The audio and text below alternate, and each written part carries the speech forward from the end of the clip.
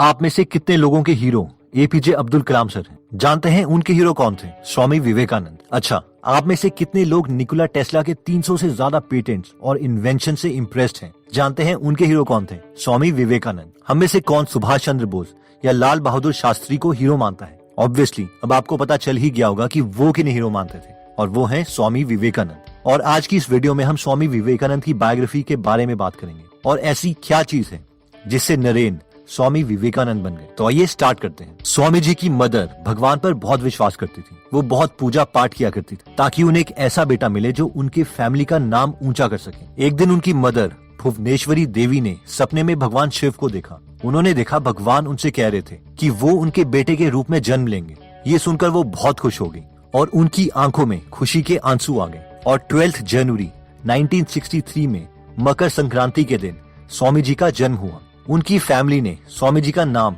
नरेंद्रनाथ रखा और उन्हें सब प्यार से नरेन कहने लग गए। स्वामी जी के परिवार में सब बहुत इंटेलिजेंट और पढ़े लिखे लोग थे और हमेशा दूसरे की मदद करते थे, जिसकी वजह से उनका बहुत नाम था। सब उनको बहुत मानते थे। नरेन के फादर कलकत्ता हाईकोर्ट में एडवोकेट थे। छोटी उम्र से ही वो लोगों पर अलग अलग रिलीजन जैसे कि हिंदू, मुस्लिम और अमीर गरीब में भेदभाव करने के लिए सवाल उठाते थे। एक दिन उन्होंने अपने फादर के ऑफिस में टोबैको पाइप का एक बॉक्स देखा। ये उनके फादर के क्लाइंट्स के लिए था। हिंदू कास्ट के लिए एक अलग बॉक्स था और मुस्लिम्स के लिए एक अलग बॉक्स था। नरेन ने हर बॉक्स में से एक टोबैको पाइप निकाला और उसे ट्राई किया।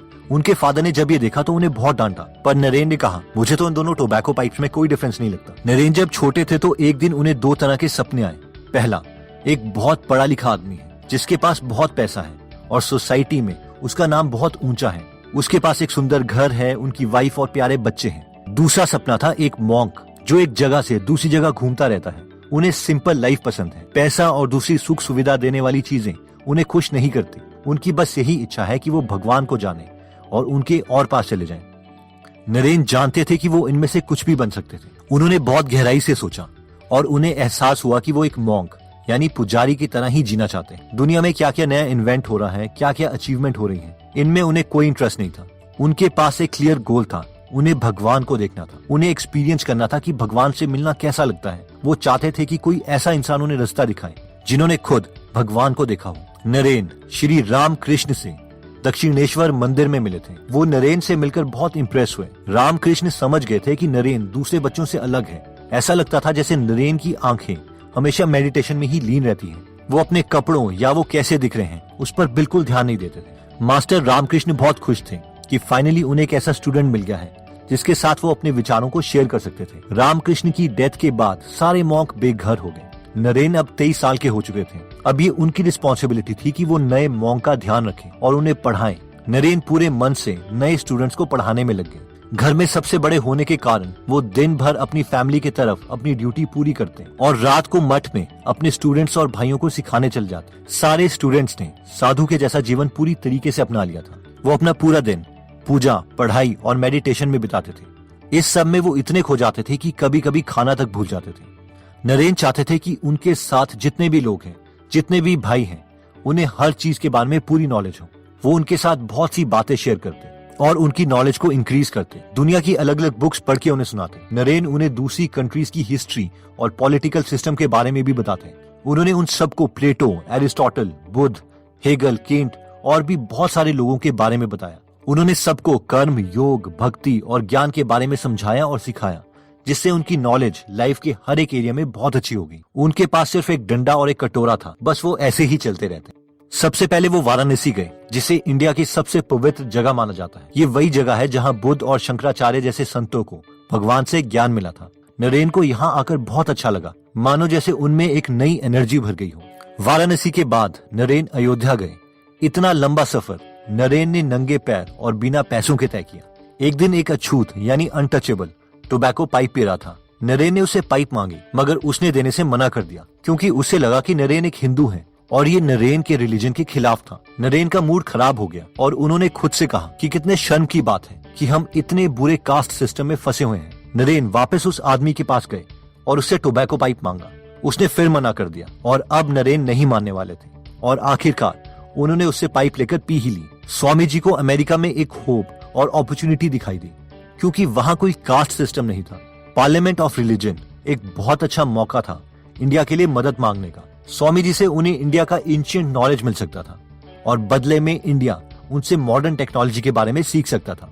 एक दिन उन्होंने एक सपना देखा। नरेन के पुराने गुरु रामकृष्ण समुद्र की तरफ बढ़ रहे थे। वो स्वामी जी को अपने पीछे आने के लिए कह रहे थे। उन्होंने शारदा देवी को भी जाओ कहते हुए सुना।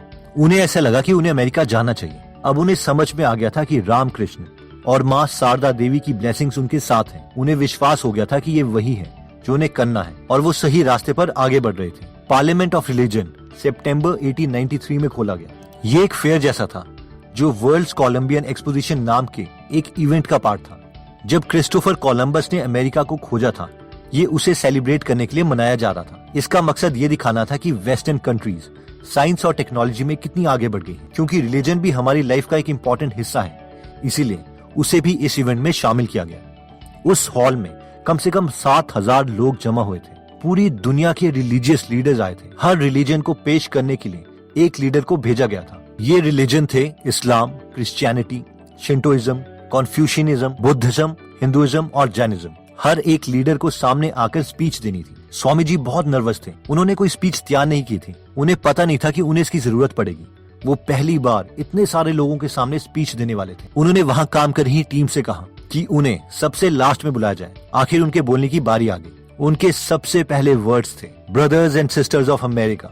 उनके इन वर्ड्स ने वहाँ सभी लोगों का दिल जीत लिया। वहाँ पर सब लोगों ने खड़े होकर उनके लिए तालियां बजाई। सबको लगा कि कोई अलग आया है जिसने पूरे मन से कहा था और जिनकी बातों में सच्चाई थी। वो सबसे ये कहना चाहते थे कि हमें एक दूसरे को एक्सेप्ट करना सीखना पड़ेगा। हमें एक दूसरे को समझने की और शांति बनाकर रखने की जरूरत है। कोई हमसे अलग है तो क्या हुआ, हमें सबकी रिस्पेक्ट करनी चाहिए। स्वामी जी की वो खास बात जो उन्हें दूसरों से अलग बनाती थी वो ये थी, उन्होंने कभी किसी रिलीजन को सही और बाकी सबको गलत प्रूफ करने की कोशिश नहीं की। उनका मानना था कि सब रिलीजन हमें भगवान तक ले जाने का रास्ता है।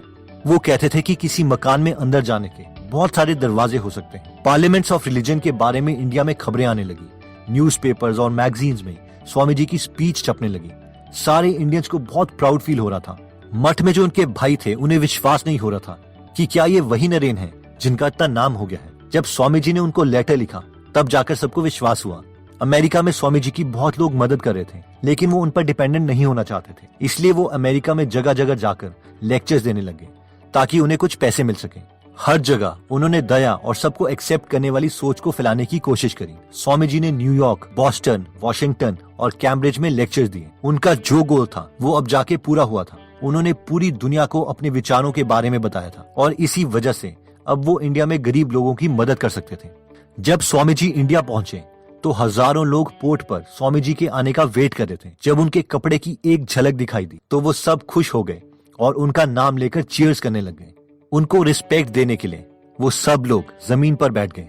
वो तो एक मॉन्क थे, वो तो एक पुजारी थे जिनके पास ना तो पैसे थे ना ही घर। लोग उनको उनके ज्ञान और उनकी सोच के लिए पसंद करते थे और ये अपने आप में बहुत बड़ा अचीवमेंट था। वो इन सब के लिए ग्रेटफुल थे। स्वामी जी पहले मद्रास गए, फिर कलकत्ता। वो जहाँ भी जाते लोग उन्हें वेलकम करने के लिए वेट करते थे। लोगों में उन्हें देखने और उनकी बातें सुनने की बहुत इच्छा थी। एक बार उनके एक फॉलोअर ने उनसे पूछा, क्या आप इन सब से थक नहीं जाते? स्वामी जी ने कहा, भगवान का काम करने में थकान कैसी। एक दिन उनके पास एक आदमी आया जो बहुत परेशान था। उसने कहा कि उसने सब कुछ करके देख लिया है लेकिन वो भगवान को नहीं ढूंढ पा रहा। उसके टीचर ने जैसा कहा था वो वैसा ही करता था। भगवान की मूर्ति की पूजा किया करता था, आंखें बंद करके अपने रूम में मेडिटेशन करने की कोशिश किया करता था, फिर भी उसे मन की शांति नहीं मिल रही थी। मैं क्या करूं? उसने स्वामी जी से पूछा। स्वामी जी को उस पर दया आ गई। उन्होंने कहा, अपने दरवाजे, अपनी आंखें खोलो, अपने चारों तरफ देखो। उन्होंने उसे अपने आसपास गरीब और कमजोर लोगों को देखने के लिए कहा। बोले कि उसे पूरी मेहनत और मन से उन सब लोगों की मदद करनी चाहिए। अगर वो भूखे हैं तो उन्हें खाना दो, अगर वो बीमार हैं तो उन्हें दवाई दो, अगर वो पढ़े लिखे नहीं है तो उन्हें पढ़ाओ।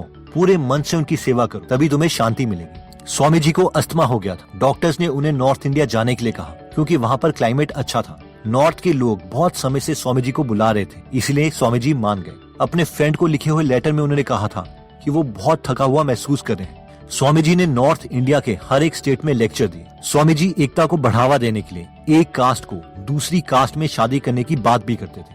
उन्होंने यूनिवर्सिटीज में भी कहा था कि स्टूडेंट्स को सिर्फ क्लर्क, लॉयर या डिप्लोमेट ना बनाएं, बल्कि उन्हें अपने देश की सेवा करने और अपने देश से प्यार करना भी सिखाएं। अंत में स्वामी जी बेलूर मठ में रहने लगे। उनका अस्थमा और खराब हो गया था। दिन ब दिन उनकी बॉडी और वीक हो रही थी, मगर उनका माइंड अभी भी बहुत शार्प था। अगर कोई मॉन्क उन्हें रेस्ट करने के लिए कहता तो वो नहीं मानते थे। स्वामी जी को एनसाइक्लोपीडिया ब्रिटानिका बहुत पसंद आई। एक मॉन्क ने उनसे कहा कि इस बुक में सारे 25 वॉल्यूम को याद करना बहुत मुश्किल है, पर स्वामी जी तब तक 11th वॉल्यूम स्टार्ट कर चुके थे। उन्होंने उस मॉन्क से कहा कि वो 10 वॉल्यूम पढ़ चुके हैं, उनमें से वो कुछ भी पूछ सकता है। वो मॉन्क बहुत सरप्राइज हुआ ये देखकर कि स्वामी जी को सारे जवाब आते थे, यहाँ तक कि उन्होंने उस बुक्स की कुछ लाइंस भी बोलकर दिखाई। स्वामी जी को महसूस हो गया था कि वो 40 की एज तक नहीं पहुंच पाएंगे। उनकी एज उस समय 39 इयर्स और 5 मंथ्स हो चुकी थी। उन्होंने पंचांग भी देखा ये कैलकुलेट करने के लिए कि उनकी डेथ कब होने वाली है। स्वामी जी ने अपने सीनियर मॉन्क को बता दिया था कि अपना अंतिम संस्कार वो कहाँ पर चाहते हैं। वो उसी मठ के ग्राउंड में एक जगह थी। फ्राइडे शाम 7 बजे बेल बजी। पूजा का समय हो गया था। स्वामी जी अपने रूम में पूजा और मेडिटेशन करने चले गए। उन्होंने अपने सेवक से कहा कि वो 1 घंटे रूम में रहेंगे और उन्हें कोई डिस्टर्ब ना करें। उसके बाद स्वामी जी ने अपने सेवक को मदद करने के लिए बुलाया। रूम में सब विंडोज को खुला दिया गया ताकि फ्रेश हवा आ सके। स्वामी जी बेड पर लेट गए। उनके सेवक ने सोचा कि वो सो गए हैं। वो वैसे ही लेटे रहे। उनके चेहरे पर बहुत शांति थी। वो लंबी सांसें ले रहे थे। फिर रात 9 बजे उन्होंने अपने शरीर को छोड़ दिया। उन्होंने अपनी आवाज और अपनी सोच को गरीबों के लिए मदद मांगने में लगा दिया था। वो पूरी कंट्री में घूमे और हर जगह उन्हें यही गरीबी दिखाई दी। उन्होंने अपने स्पेशल गिफ्ट को लोगों की सेवा करने में लगा दिया। उनके इसी क्लियर गोल ने उन्हें इतना सक्सेसफुल बनाया। उनके इसी पक्के इरादे के कारण उन्हें यूरोप और अमेरिका में इतनी रिस्पेक्ट मिली।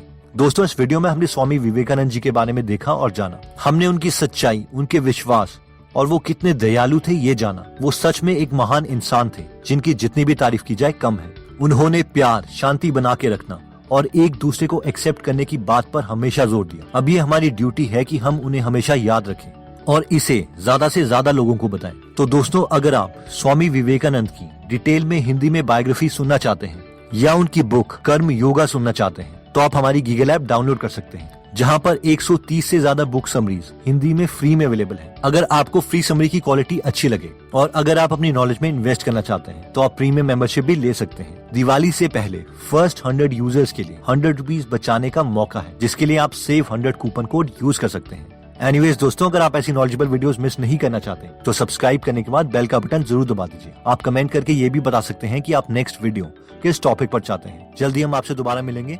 जय हिंद।